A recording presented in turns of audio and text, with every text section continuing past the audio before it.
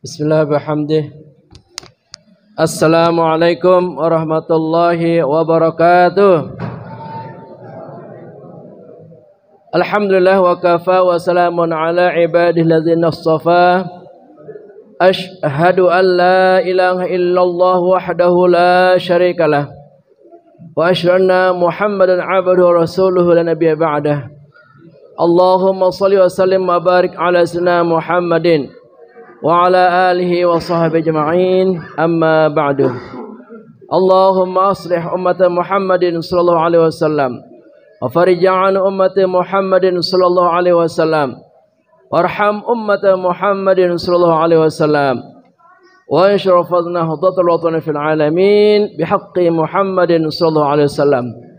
Qalu subhanaka la ilma lana illa ma 'allamtana innaka antal alimul hakim. Rabbi zidni ilma warzuqni fahma. Rabbi shrah li sadri wa yassir li amri wahlul 'uqdatam min lisani yafqahu qawli. Rabbi a'udzu bika min hamazati syayatin wa a'udzu bika rabbi ay yahdurun. Shadaqallahul azim. Yang sama-sama kita hormati Ketua DKM kita Bapak Didi Soekardi beserta keluarga besarnya. Yang saya hormati para tokoh masyarakat, para sesepuh, para hujaj, jemaah sekalian, bapak-bapak, ibu-ibu, dan para santri TPA atau BIN Nahdlatul Ulama Bekasi. Alhamdulillah, dengan izinnya lah kita bisa hadir dengan khusyuk, dengan tawadhu di tempat yang suci dan mulia ini dalam rangka mengikuti kegiatan tahunan kita, yaitu sholat tarawih secara berjamaah. Alhamdulillah, malam ini adalah malam yang ke-7. Alhamdulillah. Harapan dan doa kita, semoga puasa yang telah kita lakukan ini mendapatkan pahala yang besar serta barakah yang istimewa dari Allah Subhanahu wa taala. Amin ya rabbal alamin. Judul tema kita pada malam ke-7 ini sesuai dengan apa yang saya tulis di media 95news.com. Nasihat puasa hari yang ke-6. Nah, nasihat puasa hari yang ke-6 ini setelah saya baca, saya renung-renungkan, maka kita bikinkan kesimpulannya dalam bentuk syair. Gunanya agar lebih meresap, menjiwai, dan lebih menyentuh jiwa kita. Salatullah salamullah ala taha Rasulillah. Salatullah salamullah ala yasin habibillah. Secara umum semua ibadah yang bersifat ibadah mahdah untuk mendekat kepada Allah, baik ibadah wajib dan sunnah. Salatullah salamullah ala taha Rasulillah. Salatullah salamullah ala yasin habibillah.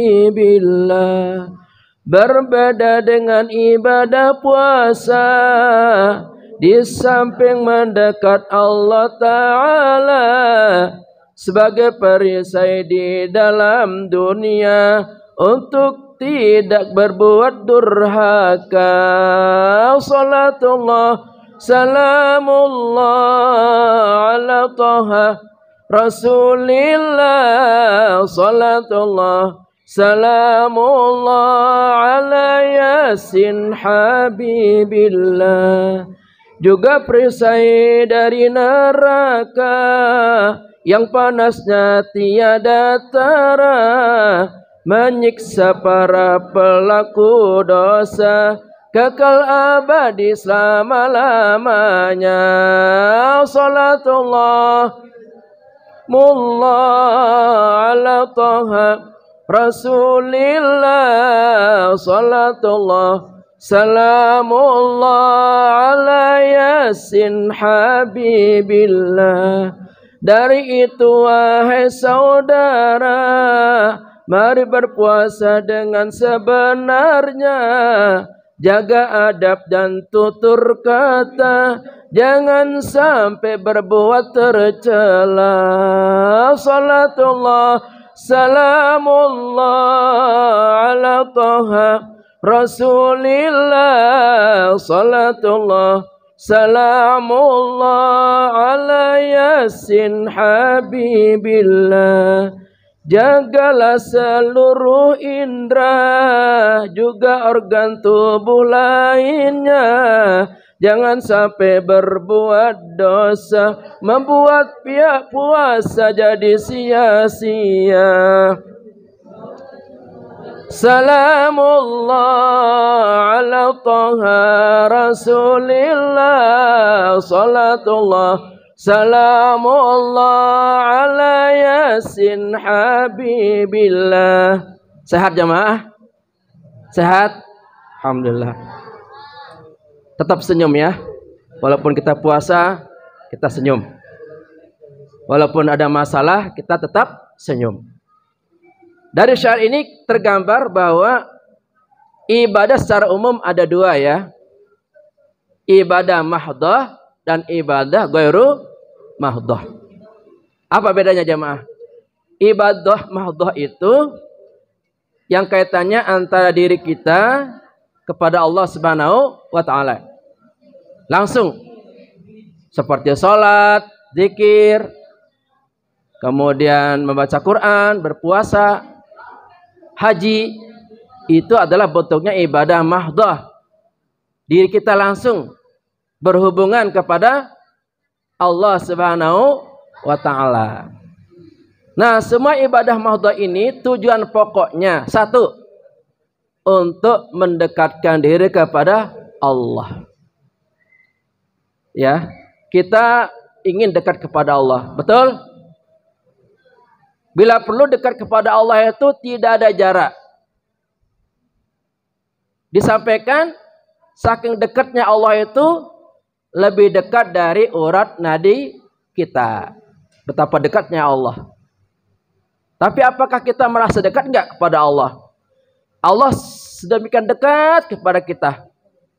Melebihi dekatnya urat nadi kita, saking dekatnya. Tapi sayangnya kita sebagai hambanya, mengapa kok rasanya jauh? Jawabannya gampang.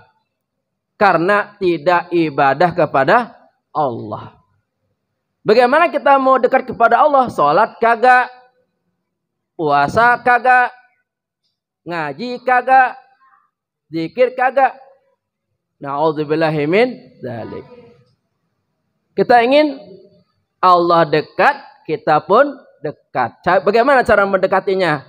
Sujud, berzikir, berdoa. Ya.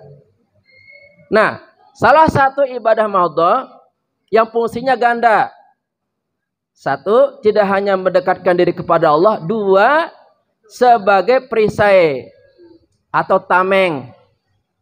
Ya, tameng, perisai. Dari apa?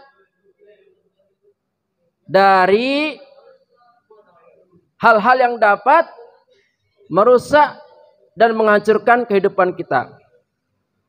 Di dunia ini, orang yang puasa akan menjadi perisai, ya, akan menjadi tameng untuk tidak berbuat durhaka.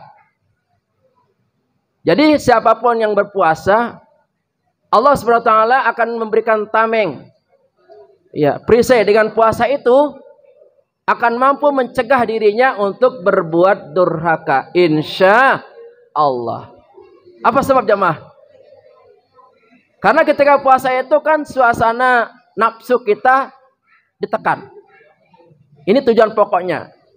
Dengan nafsu ditekan, maka kecil kemungkinan ada niat kita, ada pikiran kita untuk berbuat dosa.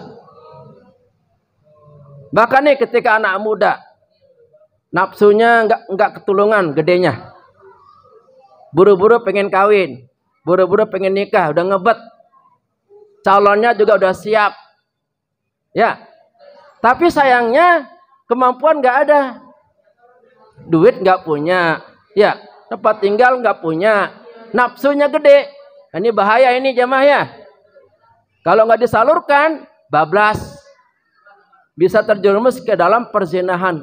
Nah, agama memberikan solusi supaya kita selamat dari perzinahan itu. Kata Nabi, puasa. Puasa. Dengan puasa, nafsu kita akan mati, pingsan. Nggak bisa lagi menguasai hidup kita. Makanya rata-rata orang puasa itu, dia lebih stabil emosinya. Lebih sehat badannya. Lebih cerdas akalnya. Dan lebih bisa mengelola nafsunya. Itu orang yang berpuasa. Bayangkan jamaah sekalian. Sebulan penuh nih, digembleng nih diri kita. Jangan sampai nafsu menjadi raja dalam hidup kita. Jangan sampai nafsu menjadi penguasa. Karena bahaya sekali namanya nafsu itu. Saking bahayanya, kalau seandainya nih kata Allah, nafsu dikalahkan. Maaf, seandainya kebenaran mengalahkan nafsu, artinya nafsu menang nih. Nafsu menang melawan kebenaran. Maka langit dan bumi ini akan hancur. Akan runtuh, bayangkan tuh. Saking bahaya yang nama nafsu ini. Kalau semua manusia nih tidak ada imannya, yang ada adalah nafsunya, nafsu bejatnya, maka kata Allah, hancurlah langit dan bumi. Makanya kita lihat jamaah sekalian, di rumah tangga nih, yang hanya mementingkan hawa nafsu, nggak lama rumah tangganya hancur. Di tempat pengajian, jangankan di tempat umum ya, di tempat pengajian nih, kan pengajian itu kan sakral, kegiatan keagamaan. Di tempat pengajian, majelis talim, kalau mendahulukan nafsu, pengen menang sendiri, ya, pengen maju sendiri, ya, pengen paling dikatakan luar biasa, nafsunya diutamakan, gak lama itu bubar, bener, bubar itu, bubar. Karena di mana-mana ketika nafsu menguasai apapun, gak akan lama. Mau di rumah tangga, mau di masyarakat, mau di pengajian, mau di organisasi, kalau nafsu menguasai mentalnya, kepribadiannya, maka akan hancur seketika. Ini Allah yang bicara. Innan nafsa la'ammaratun bisu. Sungguh nafsu itu akan mendorong orang berbuat keburukan. Coba lihat jamaah sekalian. Mengapa orang tawuran? Karena ada nafsu setan yang ada dalam dirinya. Mengapa kakak adik nggak pernah akur? Berantem aja karena ada nafsu. Mengapa suami istri nggak ada damainya? Setiap ketemu berantem, setiap ketemu cekcok, karena ada nafsunya yang tak terkendali. Ini ada cerita serem ini ya.